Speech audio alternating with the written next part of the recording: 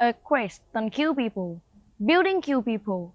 In modern world, skyscrapers are pride of a nation, but as the height of the building increases, the forces acting on the structure also increases.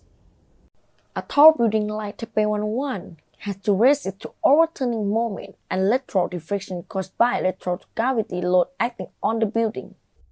So let me explain the science of surviving the earthquakes and cyclones by a skyscraper. Look at the mass on the spring. The mass motion converts potential energy for compressing or stretching of the spring to kinetic energy and repeats in a cycle. As the time passes, some energy will convert into heat due to friction and the mass will come to rest. To keep it oscillate without losing the amplitude, we must apply periodic driving force. Look at this pendulum. It is swinging with its natural frequency, which is determined to be inversely proportional to the length of the string. When the frequency of periodic driving force is equal to the natural oscillation frequency of any structure swaying and flexing, will become more violent as energy flows into the system. We call this phenomenon resonance.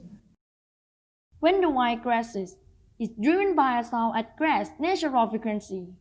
It will vibrate harder and harder until it breaks. If the driven building, bridges, or any other structure can't relieve additional energy fast enough, it will fall apart. This catastrophe outcome can be countered with damping.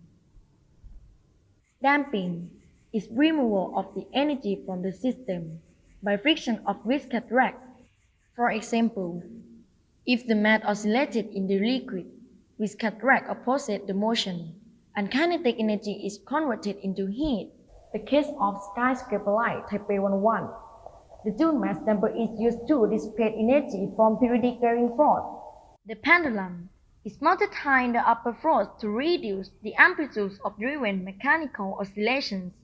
The inertia of the damper makes it oscillate out of phase to the building motion, and the shock absorber converts kinetic energy into heat. This provides an effective way to stabilize a building in strong wind or an earthquake. Dust dampers are important for several reasons. It dissipates energy so that less energy enters the structure. This helps the energy entering the structure is more evenly distributed. This is how skyscrapers survive.